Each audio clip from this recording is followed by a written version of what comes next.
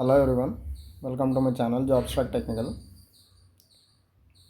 మనకు staff selection commission నుంచి అయితే లేటెస్ట్ నోటీస్ వచ్చింది. అదే రిగార్డింగ్ ఫేజ్ 12. అది ఎప్పుడో నోటిఫికేషన్ ఎప్పుడో రిలీజ్ చేయాల్సింది due to some website updation. దానివల్ల మనకు మొన్న అయితే రిలీజ్ అవ్వడం జరిగింది 26th రోజు.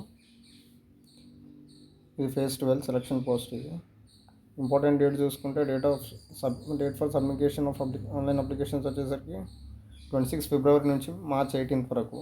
లాస్ట్ డేట్ వచ్చేసరికి March 18th.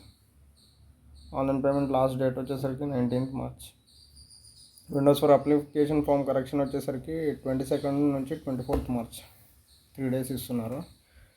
Date of CBT వచ్చేసరికి 6th నుంచి 8th May. Toll free number కూడా మెన్షన్ చేయడం జరిగింది. ఈ సెలక్షన్ పోస్టులు ఏంటంటే ఏవైతే బ్యాక్లాగ్ వేకెన్సీస్ ఉంటాయో పర్టికులర్ డిపార్ట్మెంట్స్లలో అండర్ ఎస్ఎస్సి, ఇవన్నీ ఫుల్ఫిల్ చేయడం జరుగుతూ ఉంటుంది.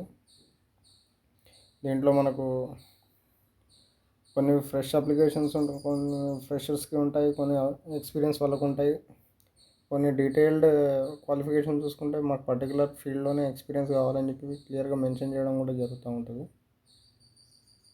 ఇక్కడ చూసుకుంటే details are descriptions of post are given at Annexure 3 of the notice of examination. Direct link for post details is available at candidates portal, which can be seen by logging into ssc.gov.in. ఇక్కడ నుంచి అయితే మనం check చేసుకోవచ్చు. ssc.gov.in. ఇక్కడ ఇంకో problem ఏంటంటే ఇప్పుడు ఇది మన పాత వెబ్సైట్ ఏదైతే ఉందో ssc.nic.in, దాంట్లో మాత్రం ఇది చూపెట్టట్లేదు. కొత్త వెబ్సైట్ ఏదైతే ఉందో ssc.gov.in, దాంట్లో మాత్రమే డిస్ప్లే అవుతుంది. అంటే ఇప్పటి నుంచి ఆ వెబ్సైట్ లాంచ్ అయినప్పటి నుంచి వచ్చే రిక్రూట్మెంట్లన్నీ అదే వెబ్సైట్లో అప్డేట్ అవ్వడం జరుగుతుంటుంది. ఆ వెబ్సైట్ యొక్క 1-time రిజిస్ట్రేషన్ కూడా కంపల్సరీ అని మెన్షన్ చేయడం జరిగింది. కాబట్టి ఆ వీడియో కూడా ఎలా చేసుకోవాలి, ఏమైనా డిఫికల్టీస్ ఉన్నాయా, ఏమైనా ఎర్రర్స్ ఉన్నాయా అనేది కూడా మీకు నెక్స్ట్ వీడియోలో డీటెయిల్గా చెప్తాను. 1-time రిజిస్ట్రేషన్ ఎలా ఉండాలనేది. మనం ఇక్కడ సెలక్షన్ పోస్ట్లు పలానా వెబ్సైట్ ఉంది కదా, ssc.gov.in/rhq సెలక్షన్ పోస్ట్/rhq పోస్ట్ డీటెయిల్స్, ఇది ఎంటర్ చేసి కూడా మనం పోస్ట్ వైజ్గా అంటే దీంట్లో ఎలా ఉంటుందంటే నువ్వు రీజియన్ చెక్ చేసుకోవాలి, పోస్ట్ కోడ్, అక్కడ నీకు డీటెయిల్డ్ ఒక్కొక్క పోస్ట్కి సపరేట్ ఎలిజిబిలిటీస్ ఉంటాయి, ఎక్స్పీరియన్స్ అడుగుతూ ఉంటారు. అలా మనం చెక్ చేసుకోవచ్చు. నెక్స్ట్ చూసుకుంటే ఇక్కడ మనకు క్లియర్గా మెన్షన్ చేయడం జరిగింది. మీరు ఏ రీజియన్ నుంచి అయినా మీరు అప్లై చేసుకోవచ్చు. ఇప్పుడు ఏ రీజియన్ ఉన్న పోస్ట్ కన్నా మీరు అప్లై చేసుకోవచ్చు.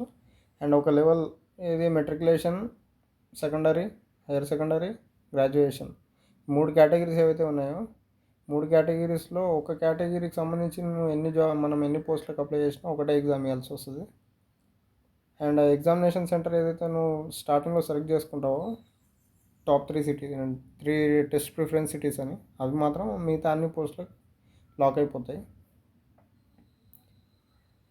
ఇక్కడ మెన్షన్ చేయడం జరిగింది. అండ్ స్కీమ్ ఆఫ్ ఎగ్జామినేషన్ చూసుకుంటే మనకు 200 మార్క్స్కి ఉంటుంది paper, 60 minutes, 80 minutes for candidates eligible for scribes. వాళ్ళకి 60 minutesలో 100 questions ఉంటాయి.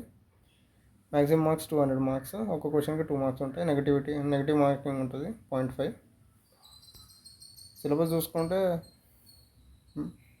అన్నిటికీ same, depending upon me qualification paper level అనేది పెరుగుతూ పోతుంది. జనరల్ ఇంటెలిజెన్స్ ఉంటుంది, general awareness, quantitative aptitude, basic English, ఇవి 4 ఉంటాయి. గ్రాడ్యుయేషన్ లెవెల్కైనా దేనికైనా ఇవే ఉంటాయి. కానీ ఎడ్యుకేషన్ లెవెల్ పెరిగే కొద్దీ దాని యొక్క టఫ్నెస్ కూడా పెరుగుతూ ఉంటుంది.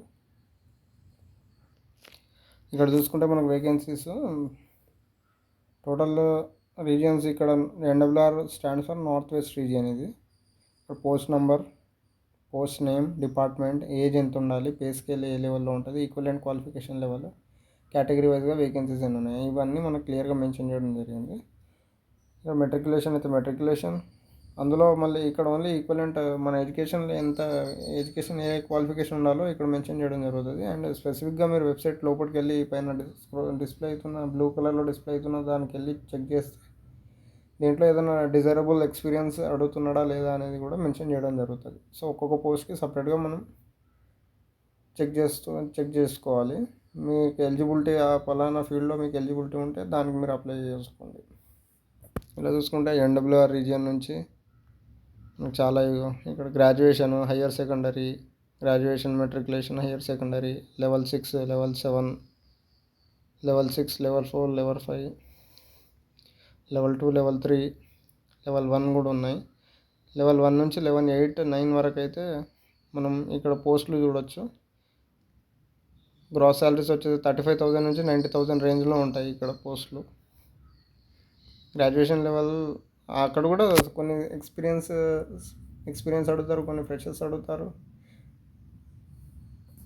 ఇలా టోటల్గా చూసుకుంటే మనకు అన్ని ఇది నార్త్ రీజియన్, ప్రతి రీజియన్కి ఇలా డీటెయిల్గా మెన్షన్ చేయడం జరుగుతుంది పోస్టులు ఎన్ని ఉన్నాయి అనేది, కేటగిరీ వైజ్గా దానికి ఏదైనా డిజైరబుల్ క్వాలిఫికేషన్ కావాలా లేదా అనేది. ఈస్టర్న్ రీజియన్, అలా మన తెలుగుకి సదరన్ రీజియన్ కూడా ఉంటుంది. సదరన్ రీజియన్లో కూడా వేకెన్సీస్ ఉంటాయి. దానికి కావాల్సిన డిజైరబుల్ క్వాలిఫికేషన్ ఏదైనా ఉంటే అది మీరు పొజిషన్ చేసి ఉంటే మీరు కూడా అప్లై చేసుకోవచ్చు. ఆ పోస్ట్కి అయితే అప్లై చేసుకోవచ్చు. ఫ్రెషర్స్కి అయితే చాలా తక్కువ అని చెప్పుకోవాలి. ఎక్కువ ఎక్స్పీరియన్స్, రిలవెంట్ ఫీల్డ్లో ఎక్స్పీరియన్స్ కావాలని మెన్షన్ చేయడం జరుగుతూ ఉంటుంది. ఫ్రెషర్స్కి కూడా ఉంటాయి కానీ చాలా తక్కువలో ఉంటాయి వేకెన్సీస్ అన్నిటి. ఇక్కడ టోటల్గా ఇక్కడ మనం చూసుకుంటే 2049 వేకెన్సీస్ ఉన్నాయి. ఈ కేటగిరీ వైజ్గా చూసుకుంటే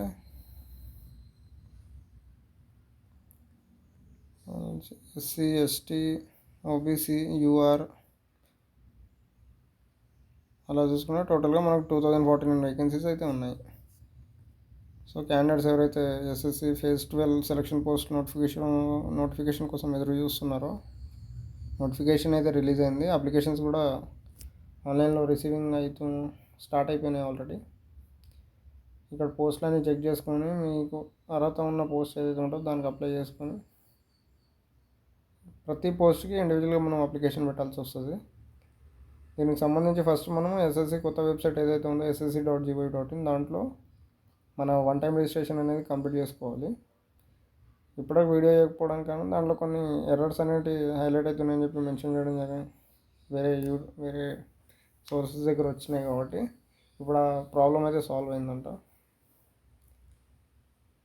సో నెక్స్ట్ వీడియోలో మనం వన్ టైం రిజిస్ట్రేషన్ ఎలా చేసుకోవాలనేది క్లియర్గా మీకు చెప్తాను. దాని తర్వాత ఈ సెలక్షన్ పోస్ట్ అప్లికేషన్ ఎలా పెట్టుకోవాలనేది కూడా మీకు నెక్స్ట్ వీడియోలో నేను పోస్ట్ పెడతాను. సో క్యాండిడేట్స్ ఎవరైనా ఎస్ఎస్సి కోసం ప్రిపేర్ అవుతున్న వాళ్ళు ఉంటే మీకు కనుక మీరు చదువుకున్న దాంట్లో రిలవెంట్ ఫీల్డ్లో మీకు ఎక్స్పీరియన్స్ కనుక ఉంటే ఇలాంటి పోస్టులకు అప్లై చేసుకోండి. ఇన్ఫర్మేషన్ మీ ఫ్రెండ్స్తో కూడా షేర్ చేయండి. మనం త్వరలోనే డీటెయిల్డ్ వన్ టైం రిజిస్ట్రేషన్ ఎలా చేసుకోవాలని డీటెయిల్గా మీకు చూపిస్తాను. ఛానల్ కంటెంట్ నచ్చినట్లయితే సబ్స్క్రైబ్ చేసి సపోర్ట్ చేయండి. వీడియోని 10 మందికి షేర్ చేసుకోండి. Thank you.